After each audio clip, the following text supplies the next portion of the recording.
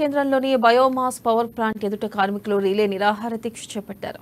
6 మెగావాట్ల విద్యుత్ ఉత్పత్తి సామర్థ్యంతో ఏర్పాటైన ఈ ప్లాంట్లో టీఎస్ ట్రాన్స్కోతో ఉన్న పవర్ ప్రెజెంటేషన్ అగ్రిమెంట్ 2022 డిసెంబర్ 6న ముగిసింది. అయితే ఇప్పటి వరకు ప్రభుత్వం అగ్రిమెంట్ను పునరుద్ధరించలేదు. యాజమాన్యం పునరుద్ధరణకు దరఖాస్తు చేయకపోవడంతో ప్లాంట్పై ప్రత్యక్షంగా పరోక్షంగా ఆధారపడ్డ దాదాపు 320 మంది కార్మికులు, కార్మికేతర కుటుంబాలు రోడ్డున పడ్డాయి. ఇకనైనా అధికారులు తమకు బకాయిలు చెల్లించాలంటున్నారు. దీనిపై మరింత సమాచారాన్ని మా ప్రతినిధి నరేష్ అందిస్తారు.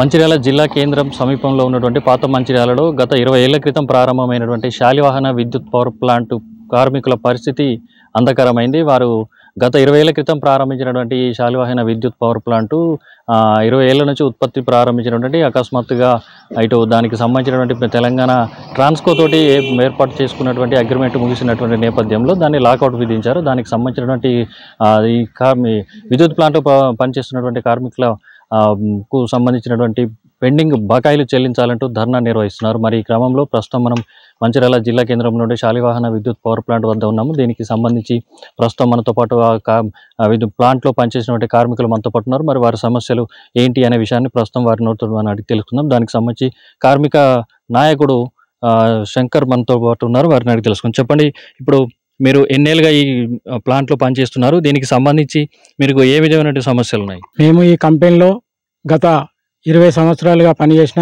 ఇందులో నేను ఎలక్ట్రికల్ ఆపరేటర్గా పనిచేయడం జరిగింది. ఈ యొక్క కంపెనీ 2022 డిసెంబర్లో పీపీఏ ముగిసిందని కంపెనీ క్లోజ్ చేయడం జరిగింది. అప్పటి నుండి మాకు రావాల్సిన బెనిఫిట్స్ ఏవైతున్నాయో అవి ఇవ్వండి మేము పోరాటం చేస్తూ ఉన్నాం.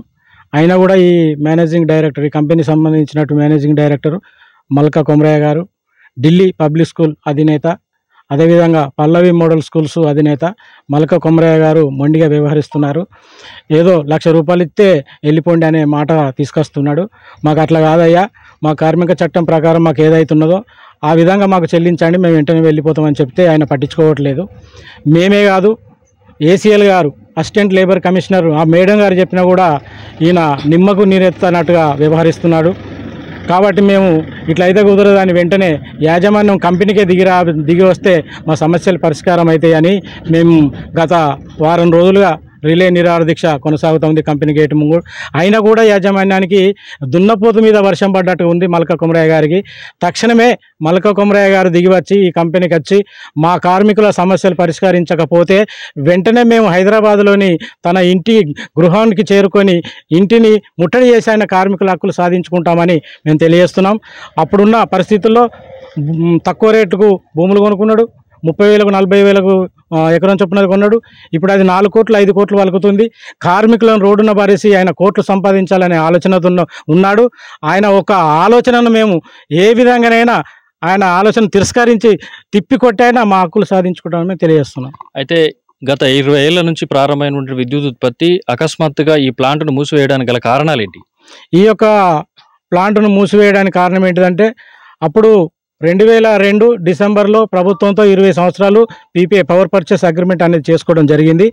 ఆ ఒక్క పీపీఏ అనేది 2022 డిసెంబర్ 6న ముగిసింది.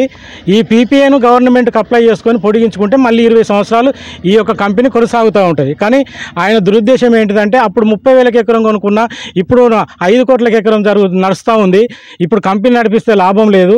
ఈ కంపెనీ నమ్ముకుంటే కార్మికులను 1,50,000 ఇచ్చి వెళ్ళగొడితే నాకు అప్పుడు 25 కోట్లతోని కంపెనీ ఎస్టాబ్లిష్ అయింది.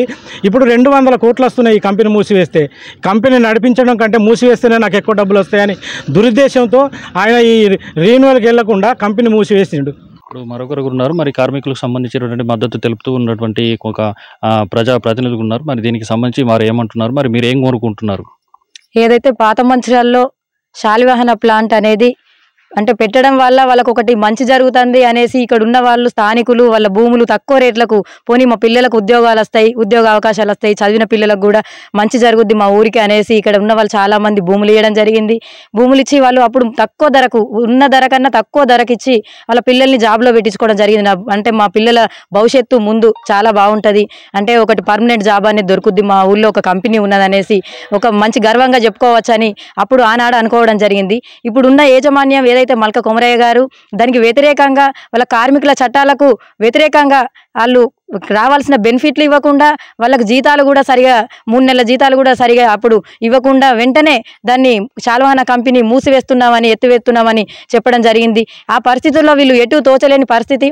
అప్పుడు వాళ్ళ ఏజ్ 20-25 సంవత్సరాల్లో అప్పుడు అంటే ఏదైనా జాబుకు ఎగ్జామ్స్ రాసడో లేకుంటే ఇంకేదైనా బిజినెస్ ఏదైనా చేసుకునే పరిస్థితి ఉండేది. అలా కాకుండా ఇప్పుడు వాళ్ళ ఏజ్ కూడా జాబ్కు అవకాశం లేకుండా ఇటు ఏదైనా చేద్దామన్నా వాళ్ళ ఏజ్ 45 నుండి 50 లోపు, అందరు 40 నుండి 50 లోపు ఉన్న వాళ్ళు ఉన్నారు. ఇక ఎక్కడికైనా పోయి పనిలో పెట్టుకోరంటే మీకు ఇంత ఏజ్ అయిపోయింది, మిమ్మల్ని ఎవరు పనిలోకి తీసుకుంటారు అనే పరిస్థితి ఉన్నది. ఇప్పుడు వాళ్ళ పరిస్థితులు వాళ్ళ కుటుంబాలైనా కానివ్వండి ఇప్పుడు రోడ్డున పడే పరిస్థితి ఉన్నది. వెంటనే ఇక్కడున్న యాజమాన్యం మల్క కొమరయ్య గారు దిగివచ్చి వాళ్ళకు రావాల్సిన బెనిఫిట్లు వాళ్ళు ఇప్పుడు అడుగుతున్న 10 లక్షలు ఏదైతే ఉందో 10 లక్షల రూపాయలు అలాగే వాళ్ళకు రావాల్సిన బెనిఫిట్స్ వెంటనే చెల్లించాలి. లేని పక్షంలో అంటే ఇప్పుడు పెద్దలు ప్రేమసాగర్ రావు గారి దృష్టికి, ఇక్కడ ఎమ్మెల్యే దృష్టికి, అలాగే డీసీసీ ప్రెసిడెంట్ సురేఖమ్మ గారి దృష్టికి కూడా మేము తీసుకుపోయి వారిని ఎట్లయినా చేసి వచ్చే విధంగా మేము ప్రయత్నం చేస్తామని ఈ సందర్భంగా నేను తెలియజేస్తున్నాను. మొత్తంగా చూసుకుంటే గత 20 ఏళ్లుగా లాభాల బాటలో పయనించినటువంటి విద్యుత్ పవర్ ప్లాంట్ ఇప్పుడు ప్రస్తుతం ఏదైతే దాని పునరుద్ధరణ, దాని అగ్రిమెంట్ ఏదైతే ముగిసినటువంటి నేపథ్యంలో దాన్ని పునరుద్ధరించకుండా కేవలం భూముల రేట్లు పెరగడం, ఇక్కడ జిల్లా కేంద్రం ఏర్పడడంతో రియల్ వ్యాపారాన్ని కొనసాగించే దిశగానే యాజమాన్యం ఇలా తాత్సారం చేస్తూ తమకు అన్యాయం చేస్తుందని చెప్పేసి కార్మికులు తెలుపుతున్నారు. మొత్తంగా చూసుకుంటే ప్రస్తుతం కొత్తగా ప్రభుత్వం ఏర్పడినటువంటి ప్రజాప్రతినిధులే కావచ్చు, రాష్ట్ర ముఖ్యమంత్రి కావచ్చు, చొరవ చూపి కార్మిక శాఖ అధికారులే కావచ్చు చొరవ చూపి తమకు న్యాయమైన డిమాండ్లు నెరవేర్చాలని చెప్పేసి కోరుతున్న పరిస్థితి ప్రస్తుతం కనిపిస్తోంది. ఇక్కడ కెమెరా పర్సన్ శ్రీనివాస్తో నరేష్, అమ్మా న్యూస్, మంచిర్యాల.